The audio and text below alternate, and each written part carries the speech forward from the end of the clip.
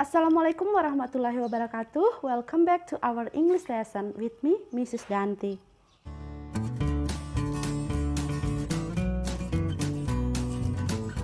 Hello my student, how are you today? Hopefully you are in a good condition and ready to study with me. Well, before we start our topic today, don't forget to say basmalah. Bismillahirrahmanirrahim. Okay class, today we are going to learn about adjective clause. Let's start it. The goals of the learning are first, to determine social function, structure, and linguistic features of adjective clause. Kalian bisa menentukan fungsi sosial, struktur, dan unsur kebahasaan dari adjective clause. The second, to apply social function, structure, and linguistic features of adjective clause. Kalian bisa menerapkan fungsi sosial, struktur, dan unsur kebahasaan dari adjective clause.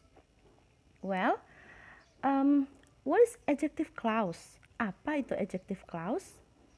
Adjective clause is a dependent clause that function as adjective in the sentence.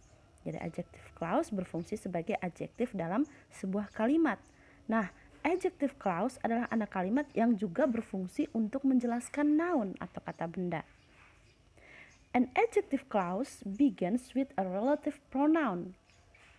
Nah, relative pronoun itu apa saja?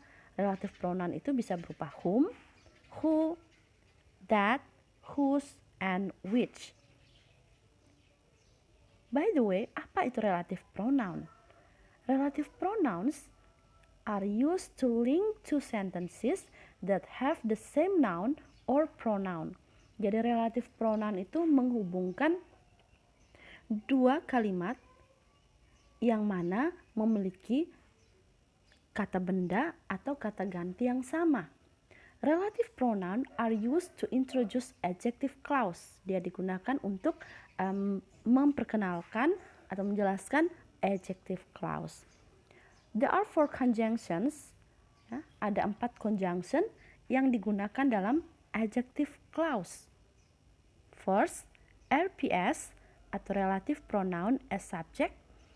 Second, RPO, relative pronoun as object. Third, RPP, relative pronoun as possessive. And fourth, RA, relative adverbs. Oke, untuk lebih jelasnya kita mulai penjelasan dari yang pertama. Well, first RPS atau relative pronoun as subject. Oke, di dalam RPS ada 3 conjunction yang digunakan untuk menjelaskan noun, yaitu who, which, and that. Who digunakan untuk menjelaskan person, which digunakan untuk menjelaskan non-person atau yang bukan orang, that digunakan untuk menjelaskan person atau non-person. So, kalian bisa memilih conjunction mana yang akan kalian gunakan tergantung apakah subjeknya ya orang atau bukan orang. Dan kalian harus ketahui bahwa ketiga conjunction ini diikuti dengan kata kerja atau verb. Well, untuk lebih jelasnya kita lihat contoh berikut ini. Di sini ada 2 buah kalimat. First sentence is, the girl is sitting under tree. And the next is, she is a new student. Nah, bagaimana caranya kita menggabungkan 2 kalimat ini menjadi sebuah kalimat? Oke, di dalam 2 kalimat ini ada 2 kata yang memiliki arti yang sama. Itu kata benda di sini adalah the girl dan pronounnya adalah she. Kita mulai dari kalimat awal, coba dilihat. Kita mulai dengan kata the girl. The girl. Nah, the girl di sini menunjukkan person. So, conjunction yang kita gunakan adalah who. The girl who. Nah, setelah penggunaan conjunction who, diikuti oleh verb atau kata kerja. Makanya kita menggunakan the girl who is sitting under tree. Kita menggunakan who is sitting under tree is a new student. Gadis yang duduk di bawah pohon adalah siswa baru.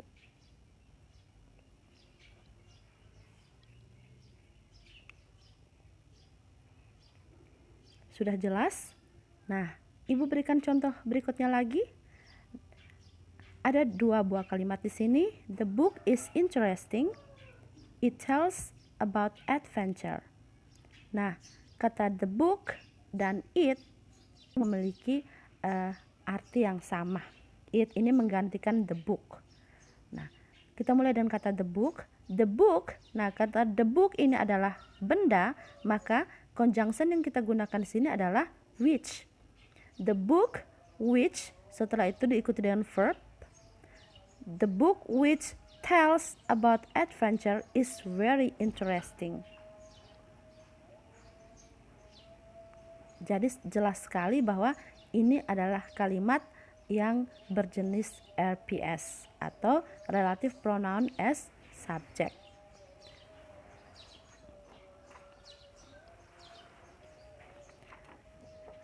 The next, we continue to number 2, RPO or relative pronoun as object. Conjunction yang kita gunakan di sini adalah whom, which, and that. Whom digunakan untuk menjelaskan person, which digunakan untuk menjelaskan non-person, and that digunakan untuk menjelaskan person and or non-person. Jadi biasanya kata that itu bisa digunakan untuk mewakili, untuk menjelaskan person dan non-person, tapi ini bisa digunakan pada saat berbicara karena dia mengambil posisi yang aman. Tapi ketika kita menulis, coba kita menggunakan conjunction sesuai dengan fungsinya masing-masing. Well, conjunction whom, which, and that di sini diikuti oleh subject plus verb. Untuk lebih jelasnya langsung pada contoh. Contoh pertama. The woman is beautiful. You met her yesterday. Nah, di sini ada kata the woman. Kata ganti the woman di sini adalah her untuk kalimat yang kedua. Nah, dia berdiri sebagai objek di sini. Well, jadi kita mulai dari kalimat the woman. The woman, karena the woman di sini menunjukkan person, maka kita menggunakan whom sebagai conjunctionnya. The woman whom. Nah, setelah kata whom, di atas rumusnya diikuti dengan subject plus verb. Oke, kita langsung menggunakan kata you dan diikuti kata kerja yaitu met. The woman whom you met yesterday. Ingat, kata her tidak lagi digunakan karena di sini kita menjelaskan objek. The woman whom you met yesterday is beautiful.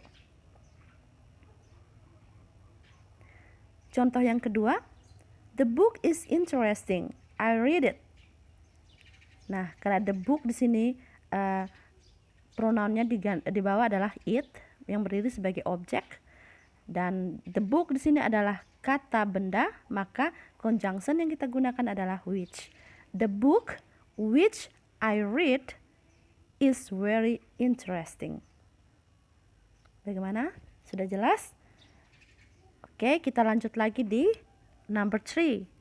RPP, relative pronoun as possessive. Yaitu relative pronoun yang menyatakan kepunyaan. Conjunction yang digunakan di sini adalah whose. Nah, kata whose itu biasanya diikuti dengan noun, dengan kata benda. Dan whose plus noun di sini berfungsi untuk menjelaskan person or non-person. Jadi dia bisa menjelaskan manusia atau orang, bisa juga bukan orang. Ya. Dan setelah conjunction whose plus noun biasanya diikuti dengan subject plus verb. Contoh berikutnya bisa dilihat. I know the girl. Her brother is an actor. Nah, di sini Yang mau kita jelaskan adalah the girl, dan menyatakan kepunyaan di bawah itu adalah her brother. Nah, kita mulai dengan I know the girl. Karena the girl ya, I know the girl, langsung diikuti dengan whose, diikuti dengan noun. Noun di sini kita gunakan her brother tadi ya, karena whose itu sudah menjelaskan menyatakan kepunyaan, kita tidak lagi menggunakan her, langsung pada brother. I know the girl whose brother is an actor. Nah, sudah jelas anak-anakku sekalian. Untuk pertemuan kali ini kita membahas adjective clause, RPS, RPO, and RPP. Nanti untuk relative adverb kita akan jelaskan di pertemuan berikutnya. Untuk lebih memahami lagi apa yang sudah kita pelajari hari ini, Ibu ada sediakan 10 pertanyaan atau 2 exercise di sini. Ini exercise yang pertama, complete the sentences with who, whom, whose, or which. And the second exercise is combine both sentences with who, whom, whose, or which. Jadi yang pertama kalian memilih, yang kedua ini adalah kalian mengkombinasikan, memadukan atau dua kalimat ini menjadi satu dengan menggunakan who, whom, whose, or which. Okay, class, thank you for your attention today. Wassalamualaikum warahmatullahi wabarakatuh.